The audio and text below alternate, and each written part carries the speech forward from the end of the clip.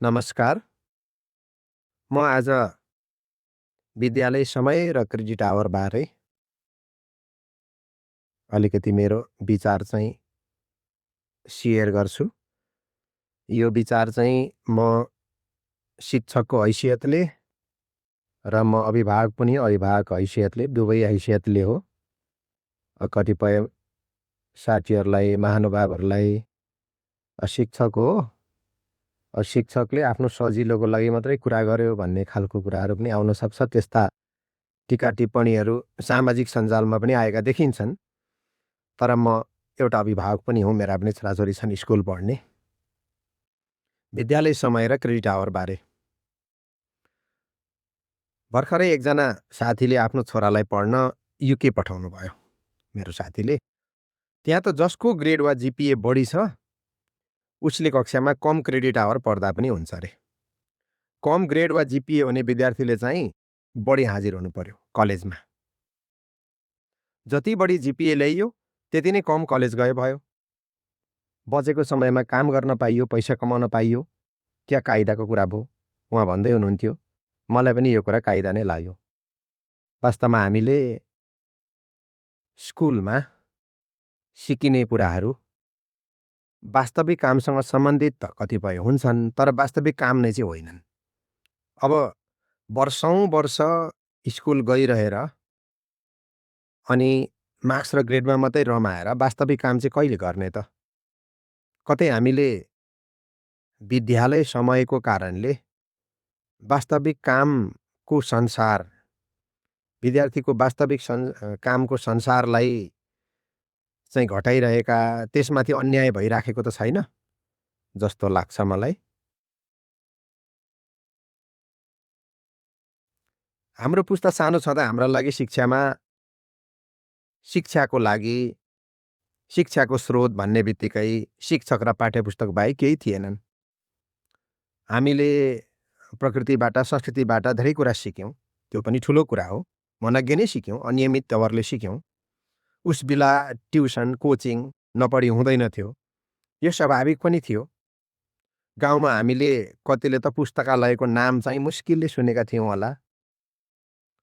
घरका ज्येष्ठ सदस्यहरू, बाबुआमा, हजुरबा हजुरआमा पनि प्रायः निरक्षर नै हुनुहुन्थ्यो। घर खेतबारीको काम नगरी पढ्न पाउने हामी कति थियौँ होला र घाँस नकाटी, गाईबस्तु नस्याहारी, बकारो चाहिँ नसोहोरी, हलो कोदालो नगरी, भारी नबोकी पढ्ने थिएनौँ हामी। अहिले हाम्रा छोराछोरी र विद्यार्थीलाई पढ्ने क्रेडिट आवर पुगेन। स्कुल कलेजमा बढी समय पढाउनु पर्यो। Tuition, coaching, remedial teaching, home tuition के हो के भनेर हामी कोकोहोलो मचाउँछौँ। जबकि अभिभावक र विद्यार्थीले चाह्यो भने अहिले इन्टरनेटको दुनियाँ छ। हाम्रो पालामा टिभी रेडियोको पनि सजिलै पहुँच थिएन। टिभी रेडियो त पुराना भइसक्यो अहिले। शिक्षकले भन्दा बढी कुराहरू सिक्न सक्छ घरैमा। घर घरमा शिक्षित अभिभावक छौँ। टोल टोलमा अध्ययन केन्द्र छन्, वाचनालय छन्, पुस्तकालय छन्, अझ अहिले त पुस्तकालय छन्। अब यो हामीले क्रेडिट आवर पुगेन, विद्यार्थीले सिक्ने ठाउँ पुगेन, समय पुगेन भनेर विद्यालयमै राखिरहनु कतिको सान्दर्भिक होला? यो सोच्नुपर्ने कुरा जस्तो लाग्छ। साँच्चै भन्नुपर्दा अब त विद्यालय क्याम्पसको विद्यार्थी उपस्थिति समय घटाइँदा पनि फरक पर्दैन जस्तो लाग्छ मलाई। अब अहिले भर्खरै आइतबारको कुराले पनि तहल्का मचाइराखेको छ, तहल्का पिटिराखेको छ। अब यो बरु यो विद्यार्थीहरूलाई घरमा एउटा समस्या चाहिँ के भइरहेछ भने मोबाइल र इन्टरनेटको अति प्रयोग, कुलत पनि छ, एडिक्सन नै छ, अति प्रयोग। अब यसबाट बचाउने, सुरक्षा दिने कुरा चाहिँ महत्त्वपूर्ण छ। अब धेरै गार्जेनहरूको, मेरै पनि धेरै गार्जेनहरूको समस्या भनेको चाहिँ यो हो। उनीहरूलाई मोबाइल र इन्टरनेटको लतबाट बचाउनको लागि विद्यालय पठाउनु पर्ने, विद्यालयमा राख्नुपर्ने, होस्टेलमा राख्नुपर्ने, यो चाहिँ जटिल समस्या छ अहिले। तर एउटा कुराले यसलाई पनि कमी गर्न सकिन्छ जस्तो लाग्छ मेरो विचारमा। यो घरको कामलाई क्रेडिट आवरमा जोड्ने। भर्खरै मात्र यो लेटर ग्रेडिङ निर्देशिका 2083 जारी भएको छ। हामी त्यसमा भएको प्रावधानलाई पनि हेरौँ। यसमा चाहिँ यस्तो खाले प्रावधान छ पाठ्यघण्टा र कार्यघण्टाको बारेमा। विद्यालयको वार्षिक कार्यघण्टा नघट्ने गरी समय व्यवस्थापन गर्न सक्नेछ। यसका लागि विद्यालयको समयभन्दा अतिरिक्त समयमा भएका सिकाइ सम्बद्ध क्रियाकलापलाई समेत वार्षिक कार्यघण्टामा गणना गर्न सक्नेछ भनिएको छ। यो अघिल्लो नै वर्ष अझ एक वर्ष 2 वर्ष अगाडि घरको कामलाई पनि क्रेडिट आवरमा जोड्ने भनेर कुरा पनि भएको थियो। त्यस सम्बन्धी निर्देशिकाहरू नियमहरू चाहिँ आएनन्। यो मलाई चाहिँ एकदमै राम्रो लागेको कुरा हो। यो हाम्रो समस्या प्राप्ताङ्क र जिपिए मात्र खोज्ने प्रणाली हो। कुरा किताब मात्र पढेर हुँदैन, कामलाई महत्त्व दिनै पर्छ। यसमा चाहिँ म यो अहिले हाम्रो अर्क साम्पाङले बेला बेला श्रमको कुरा उठाउनुहुन्छ, कामको कुरा उठाउनुहुन्छ। उहाँको धेरै कुरामा विमति पनि छ, तर यो कुरा चाहिँ मलाई राम्रो लाग्छ। श्रमको कुरा, कामको कुरा चाहिँ जोड्नै पर्छ जस्तो लाग्छ यसमा। अझ यो एकजना अमेरिकी लेखक जसले चाहिँ अन्डर एचिभिङ स्कुल त्यसलाई नेपालीमा पनि अनुवाद गरिएको छ। सफल असफल अलाई काटेर असफल स्कुल वा सफल स्कुल भनेर त्यसको चाहिँ नेपालीमा अनुवाद गरिएको छ। त्यो मैले एकचोटि पढेँ, फेरि अर्कोपल्ट पनि मलाई पढ्न मन लाग्यो। त्यसमा चाहिँ त्यसका राइटर जोन हल्टले चाहिँ उहाँले चाहिँ यो उसको कुरा गर्नुभएको छ। होम स्कुलिङ मुभमेन्टका अग्रणी प्रवक्ता भनिएको छ उहाँलाई, जोन हल्ट। केटाकेटीलाई घरमै पढाउनु पर्ने पक्षमा उहाँले कुरा गर्नुहुन्छ। अमेरिकामा यो कुरा धेरै पहिला लागू भइसकेको छ अरे। यो पुस्तक चाहिँ एउटा मथिङ्गल हल्लाउने पुस्तक हो। यो पुस्तक पढिसकेपछि म आफूलाई एउटा शिक्षक भइरहँदा अब यो के हो, हामीले पढाएको कुराहरू कति यसले विद्यार्थीको जीवनमा कतिको राम्रो प्रभाव पारेको छ भन्ने बारेमा पनि म आफैलाई चाहिँ प्रश्न गर्न मन लाग्छ। अब हामी कतिपय चाहिँ के पनि कुरा गर्छौँ भने नेपालको सवालमा अन्तर्राष्ट्रिय अभ्यासहरू नेपालको सवालमा लागू गरेर हुँदैन, हाम्रो माटो सुहाउँदो, हाम्रो परिस्थिति सुहाउँदो हुनुपर्छ भन्ने कुराहरू पनि हामी गर्छौँ। अब त्यसो गरिरहँदा हामीले अहिले जुन यो शिक्षा प्रणाली लागू गरेका छौँ, जमानाको इस्ट इन्डिया कम्पनी हुँदाको म्याकलेको अवधारणा होइन त यो? अनि यो चाहिँ हाम्रो माटो सुहाउँदो छ त? यो पनि मलाई प्रश्न गर्न मन लाग्छ। मैले सुनेअनुसार यही जोन हल्टको चाहिँ असफल स्कुल अन्डर एचिभिङ स्कुलको प्रकाशनपछि हुन त त्योभन्दा अरू पाउलो फ्रेरे अरूको डिस्कुलिङ सोसाइटी, यो शिक्षाको वैकल्पिक चिन्तन अन्तर्गत पर्छ, हामीले पढ्यौँ पनि शिक्षामा। अब यस्ता कुराहरू पनि स्कुललाई चाहिँ समुदायबाटै घोक्रेठाक लाउनुपर्छ भन्ने कुराहरू रुसोका प्रकृतिवादी सिद्धान्तहरू पहिले हामीले पढेकै हो। ती कुराहरू पनि छन्। जोन हल्टको यो पुस्तक चाहिँ आइसकेपछि अमेरिकी विद्यालयहरूमा चाहिँ यो शिक्षाको मूलधारलाई, वास्तवमा शिक्षा के हो त भन्ने कुराहरू स्कुलहरूमा, कलेजहरूमा त्यो पहिलेको शिक्षा प्रणाली परिवर्तन चाहिँ धेरै भयो भनेर पनि भनिएको रहेछ। त्यो कानतलासी गर्दा भेटिन्छ।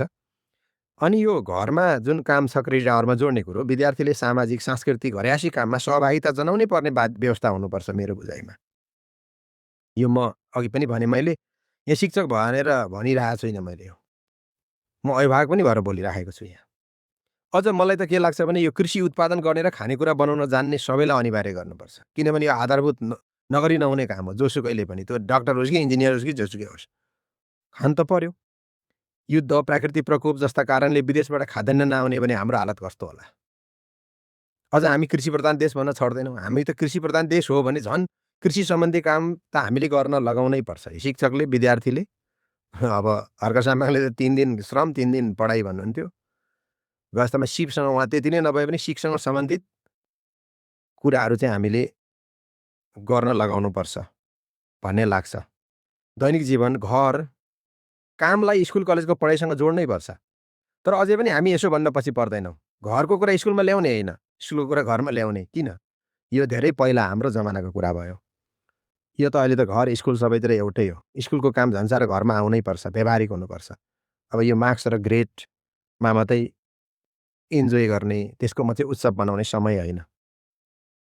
अब फेरि पहिलेको कुरा जोडौँ। हालै सरकारले आइतबार पनि बिदा दिने कुराले कोर्स सकिँदैन, क्रेडिट आवर पुग्दैन, विद्यार्थीलाई घाटा हुन्छ, मास्टरलाई नाफा हुन्छ, आदि जस्ता तर्कहरू, बहसहरू भइरहेका छन्। एकातिर हिउँदै वर्षे बिदा कटाएर भए पनि पाठ्यक्रमले तोकेको क्रेडिट आवर पुरा गर्नै पर्छ भन्ने सुझाव अनुसार सरकारले काम गरिरहेको भन्ने सुनिन्छ। अर्कातिर शिक्षकलाई निजामती सरह घर बिदाको व्यवस्था गर्ने अनि मिन 50को बिदा कटाए पनि हुन्छ भन्ने सुझाव शिक्षक महासङ्घले समेत दिएको देखिन्छ। घर बिदाको प्रावधानले पार्ने व्यावहारिक समस्या एकातिर औँल्याइएको छ भने हिउँदै वर्षे बिदा विश्वकै प्रचलन हो, जुन शिक्षकका लागि होइन, बालबालिकाहरूका लागि, बालबालिकाहरूको परिस्थिति, बालबालिकाहरूको मनोरञ्जनलाई ख्याल गरेर, उनीहरूको मनोविज्ञानलाई ख्याल गरेर दिइएको हो भन्ने तर्क अघि सारिएको छ।